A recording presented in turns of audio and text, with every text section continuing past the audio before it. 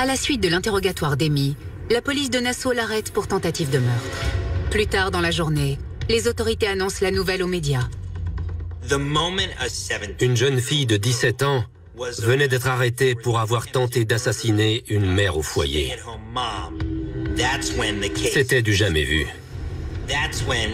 À partir de là, Amy a été surnommée la Lolita de Long Island. Et toutes les caméras de la région se sont tournées vers elle et cette affaire. C'était une frénésie que je n'avais jamais vue, que personne, je pense, n'avait jamais vue. Après l'arrestation d'Amy, sa famille engage un célèbre avocat du nom de Eric Nyberg. Les enquêteurs en apprennent plus sur Amy Fisher et une image inquiétante commence à se dessiner. C'était une adolescente atypique. Elle avait beaucoup de problèmes à l'école. Elle n'avait pas vraiment d'amis. Pourtant, rien ne les prépare à ce qu'ils vont découvrir par la suite. Un jour, l'un des clients d'Amy a révélé qu'elle était call girl. C'était une prostituée et il avait une vidéo pour le prouver. C'est passé sur hard copy et le public est devenu fou.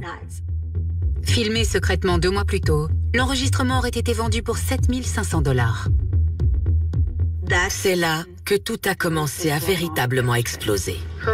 Current Affair va diffuser la vidéo d'une prostituée présumée.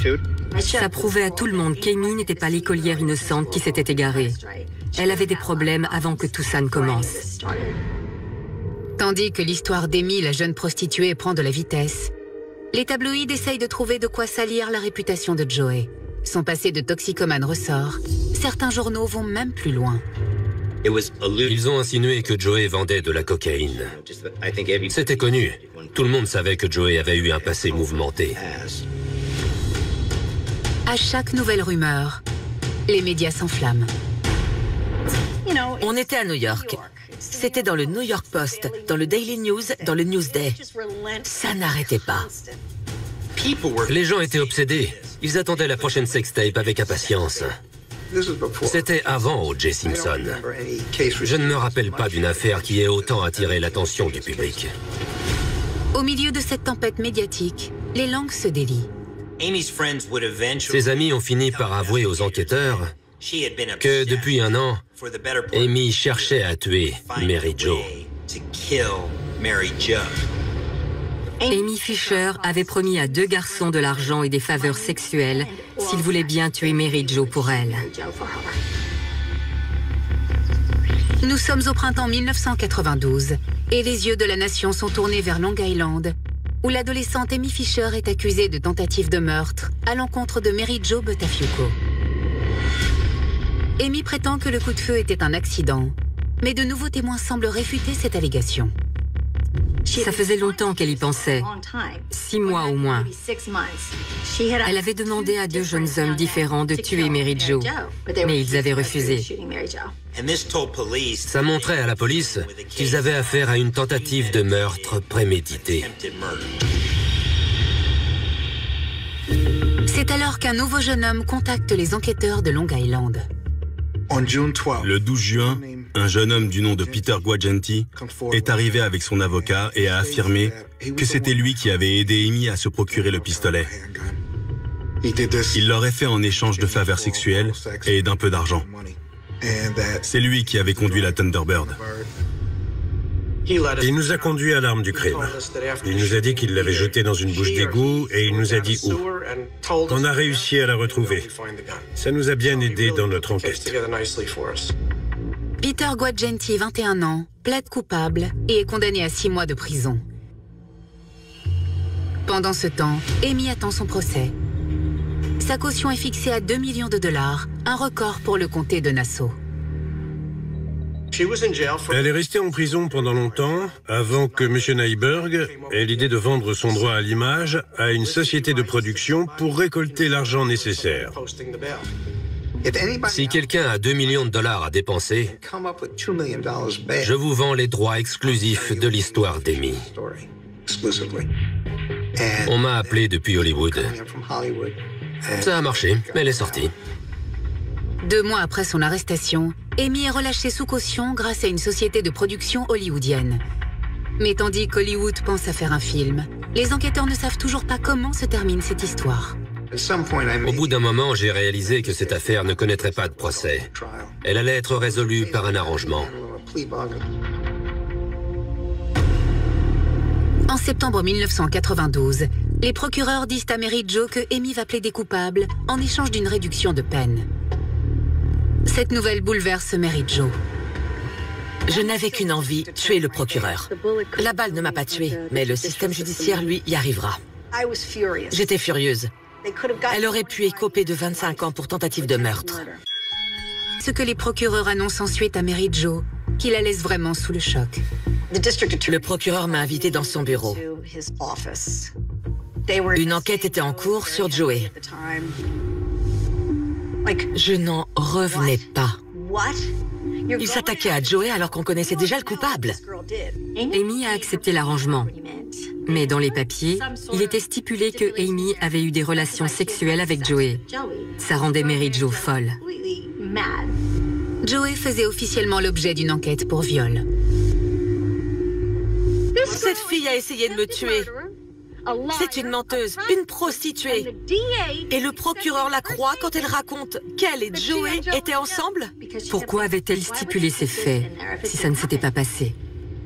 Le 23 septembre 1992, Amy Fisher entre au tribunal pour inscrire son plaidoyer.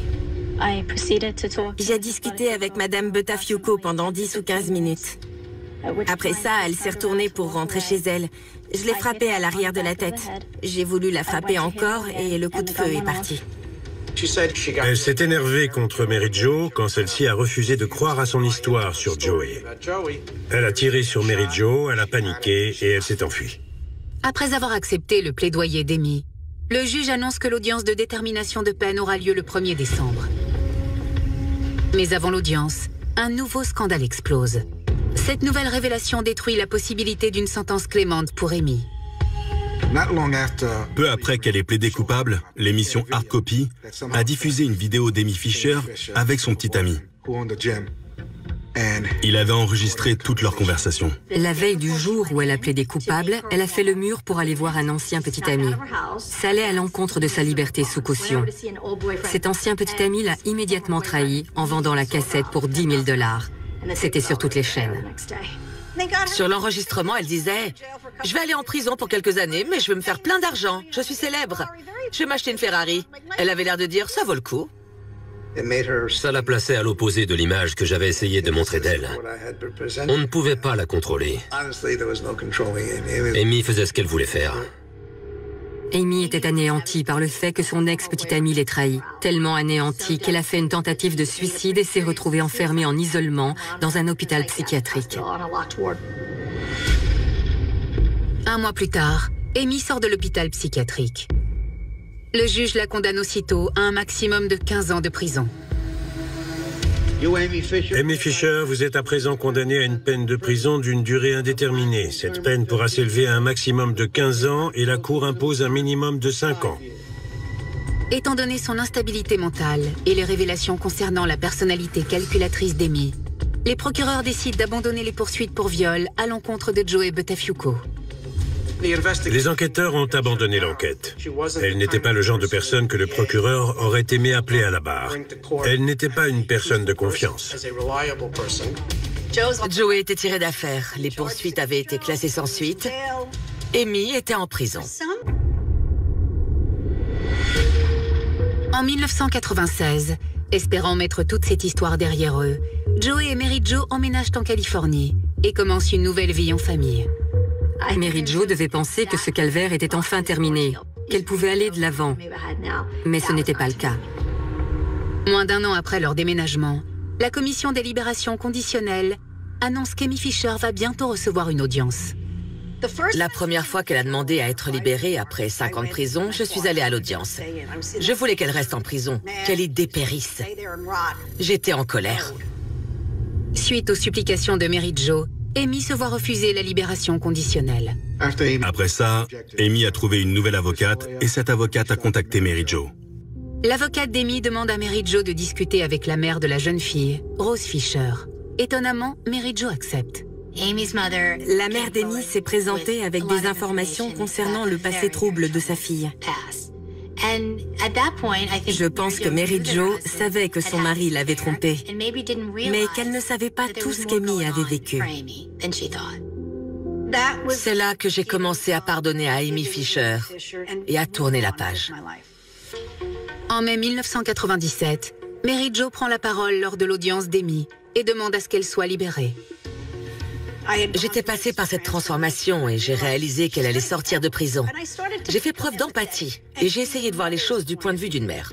Je me suis dit, pauvre femme, elle doit être aussi mal. J'étais triste pour elle. La commission vote 2 contre 1 pour la libération d'Amy. Grâce au soutien de Mary Jo, Amy Fisher a été libérée en 1999. Par la suite, Amy tente de rassembler les morceaux d'une vie brisée. Mais contrairement à Mary Jo Buttafuoco, le reste du monde n'est pas prêt à lui pardonner ou à oublier. Elle n'était pas acceptée en société. Elle avait tiré sur une mère au foyer de sang-froid. Elle n'arrivait pas à trouver d'emploi. Elle était comme bannie. Elle est allée vers la seule chose avec laquelle elle était confortable, c'est-à-dire la pornographie. Amy Fisher n'avait aucun problème avec le sexe. Elle aime ça et c'est ce qu'elle fait de mieux. Cependant, Amy n'est pas la seule qui continue de profiter de sa célébrité pendant les années qui suivent. Après cette affaire, Joey est devenu acteur. Il est apparu dans une dizaine de séries télé. Enfin, à l'hiver 2000, Mary Jo décide qu'elle en a assez. Ils se sont séparés en 2000. Je sais qu'elle a attendu longtemps pour le faire parce que moi et mon frère étions très jeunes. Cela fait plus de 25 ans que cette histoire a captivé l'attention du pays. Mais la balle qui reste logée dans le crâne de Mary Jo est un rappel constant de la chance qu'elle a d'être en vie. Un groupe d'anges est venu me voir pour me dire « Mary Jo, on n'en a pas fini avec toi, tu ne vas pas mourir. On a des projets pour toi. »